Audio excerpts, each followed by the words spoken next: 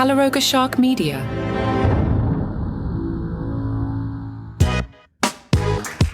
Hello, I'm Johnny Mac with your daily comedy news. Quick housekeeping. This is a second episode from Monday, October 30th. There was an episode earlier this morning celebrating Monster Mash Monday, so that was all Halloween themed. This morning, I wanted to talk more about Matthew Perrty. That'll be the first half of the podcast, the second half more normal items, and then starting tomorrow back to the normal schedule and format. From TMZ, Kevin Brennan, qualified as a former SNL writer and comedian, decided to tweet, "Drowned in a hot tub, ha ha ha ha." TMZ says the tweet wasn't viewed by very many people. Kevin Brennan only has about 5,900 followers or so, reports TMZ. Brennan also wrote, "I do love it when junkies die." Why stop there? Brennan wrote, "Why is drowning in a hot tub funny? Because it's not very deep." After TMZ criticized the remarks, the New York Post reports that Kevin defended them, saying, "I didn't mock it. I just thought it was funny, but I do love it when junkies die." Brennan has also asked, "Am I trending yet?" TMZ points out Kevin is the younger brother of Neil Brennan, a Chappelle Show writer and comedian in his own right. And TMZ shares that Neil and Kevin had a falling out years ago, and they're emphatic about that. Even in a second paragraph, they wrote, "It bears repeating, Neil is not close to Kevin. And based on interviews Neil has done of late, when he was asked about his relationship with Kevin, you can tell it's a sensitive topic. Based on this reaction to Perry alone, you'll see their personalities are very different." Matthew Perry's family said, "We are heartbroken by the tragic loss of our beloved son and brother. Matthew brought so much joy to the world, both as an actor or friend. You all meant so much to him, and we appreciate the tremendous outpouring of love." CNN recounted the story of Matthew Perry auditioning for Chandler Bing. In his 2022 memoir, Perry wrote, "It said that Charlie Sheen was yet again in trouble for something, but I remember thinking, why does he care? He's famous. Out of nowhere, I found myself getting on my knees, closing my eyes tightly and praying. I'd never done this before. He asked, God, you can do whatever you want to me. Just please make me famous. 3 weeks later, I got cast in Friends, and God has certainly kept up his side of the bargain, but the Almighty, being the Almighty, had not forgotten the first part of that prayer as well." It was 1994. Perry said he was scrambling for work. He had no money. So I called my agent and said, "You've got to get me any job you can." This happened to be the year before Friends was shot, but I was off the market because I had taken a job on a pilot called LAX 2194 that was about baggage handlers at LA Airport in the year 2194. I've never heard of this. Here's a clip on YouTube. LAX 2194 also stars Ryan Stiles. Let's listen. 200 years into the future, Ryan Stiles and Kelly Hu are U.S. Customs agents in the sci-fi sitcom LAX 2194. Stiles is a bumbling, insensitive robot. How could you be so heartless? Oh, sure. Call me heartless just because I'm half organism, half machine, and don't actually have a heart. Okay, that was amazing. LAX 2194. Then a script for a show called Friends Like Us came along. Perry said it was hilarious and great. There was this part that was perfect for me, and it was making me crazy. I couldn't go up for it because of the baggage handler show. I was losing my mind. The TV executives who saw LAX 2194 agreed that it was horrible, which freed Matthew Perry up. In 2002, Perry told the New York Times, "You want the attention, you want the bucks, and you want the best seat in the restaurant. I didn't think what the repercussions would be." Meaning the enabling of his... Although there's the anecdote, one time Perry had a reaction to an anesthetic which stopped his heart. A worker in a hospital in Switzerland performed CPR for 5 full minutes to restore rhythm. Perry wondered, if I hadn't been on Friends, would he have stopped at 3 minutes? From GQ, a few months after completing the book, Matthew Perry was scheduled to record the audiobook version. That's when it struck him that although he had written the book, he had never actually allowed himself to read it from start to finish. As for writing the book, Perry said, I was completely honest. It just fell out of me. It just fell onto the page. But when he read it, he said, I cried and cried and cried. I went, oh my God, this person has the worst life imaginable. And then I realized this is me I'm talking about. That night, he couldn't even be in the same room as his words, he said, because I had to go to sleep. I actually took the iPad and put it outside my room because it was too close, too painful. The New York Post reports Matthew Perry fans flocked to Manhattan's West Village on Sunday to pay tribute to Matthew Perry. The Post tells us a couple from Staten Island laid 2 bouquets of yellow and gold flowers in honor of Perry. Jamie George told the Post even when he was struggling, he was making us put a smile on. If you would like to stream the various Matthew Perry shows, Go On, which was really good. There's an episode of TV in the Basement if you want to hear Journey Joe do a recap of that. That is not streaming. You can download it. That's the one where Matthew Perry played a sportscaster. The newer Odd Couple, that's streaming on Paramount Plus. That's the one where Matthew Perry teamed with Thomas Lennon. Perry plays Oscar Madison. Lennon well cast as Felix Unger. That version was not bad at all, and actually ran 3 seasons.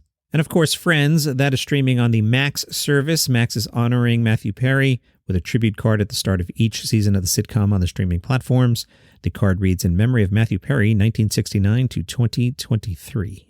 I'll take the break here. We'll come back and we'll do some normal items. Over the weekend, I put on Bill Burr's Old Dads on Netflix. Holy cow, it is terrible. It's unwatchable. So from the get-go, there's opening credits, and I don't think they even spent money on real music. I've been doing this for a minute.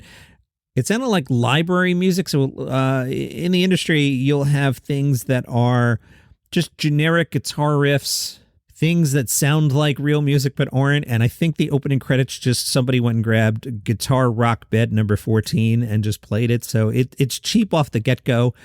The acting is terrible. The acting is so bad I can't even judge the writing.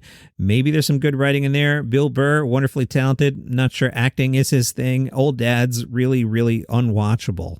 A funny story from my life. I hope it's funny anyway. I was driving on Sunday and all of a sudden it started monsooning. And I saw my neighbors, they go out for a walk, and I saw them, and I'm like, do you guys want to ride home? Because it was really, really coming down. They were like, sure, and they got in my car, and I had forgotten. I had been listening back to the weekly comedy thing. That's the show I host on Live One to make sure that everything was okay, and I totally forgot that's what I was doing. So the neighbors get in the car, and I start the car back up, and the radio goes back to playing Mark Norman, so all of a sudden, out of nowhere, you hear, "So, female orgasms, huh?" And I was like, luckily, my neighbor knows what I do for a living, so he probably didn't think it was too weird, but it was awkward. Jim Gaffigan tweeted, "Does anyone else feel the need to call their Jewish friends and say, okay, you weren't being paranoid?" I also watched Saturday Night Live, strongest episode in at least a year and a half. Really, really good. The George Washington sketch that makes fun of the metric system and other things, really good. I like the song about Lake Beach, I thought was strong. And I thought more about Mikey Day as Joe Biden. Mikey Day is not good as Joe Biden, and I was like, why would they do that? And it occurred to me, here's why. James Austin Johnson is Trump, and a very good Trump. If we have a Trump versus Biden election, James can't play both roles, so somebody else has to play Biden. So I assume Lorne Michaels is trying to figure that out in front of a potential Trump versus Biden election. Mikey Day, not sure he's the right choice there. Speaking of James Austin Johnson, he's going to be voicing the Grinch in a podcast called "'Tis the Grinch Holiday Talk Show." Johnson said, "He's an icon. I think the Grinch is bigger than all us actors. It's a little intimidating, but it's also familiar. It's something that's within us all. Everyone has had a day where you've had a couple of iced coffees and you forget to eat breakfast and you think about one negative thing and it just becomes your entire personality. James, you feel me. I feel seen." Entertainment Weekly asked James, what's the secret to the perfect Grinch voice? Johnson said, "It's a mix of a lot of things. With this podcast, you're hearing the Grinch talk a lot more than you've heard him talk in the past, and that's fun to me. It's right up my alley to do characters and get to live in it for a nice length of time instead of just a couple lines here and there." Time out. Rick and Morty, I think Dan Harmon nailed it a few weeks ago when I shared with you that it's one thing to do a line here and there, and it's another thing to embody the character. And I'm really picking that up on the voice of Rick Sanchez on the new season of Rick and Morty. Although the individual words sound right, the flow isn't there yet. Back to the Grinch. How is the Grinch as a talk show host? James said, "I wouldn't say Dick Cavett, but I feel like the Grinch is a fan of the 1970s era of talk shows. I think he probably thinks of himself as a Charlie Rose type, but in reality, he's a raving lunatic. He's not quite as straight-laced as that. When he actually starts talking, he goes off on these little rants about all the seasonal stuff that drives him mad." James explained his approach to a Joe Biden impression. He said, "With Biden, it's quiet," and then he whispers, "Jobs, family, security." I don't do a Biden, obviously. "First, it's a slow rumble, sort of like a storm is gathering, and then that storm breaks and crashes and explodes, and he just starts yelling out of nowhere. There are 2 speeds. He can be real low and quiet and lull you in, and then he explodes with righteousness." So going back and forth between those 2 poles is something that I find fun to do with the character. I found I could bring some of that dynamism to the Grinch, too. He has a low quiet range, and when he's feeling kind of sassy and chatty, he gets a little bit higher.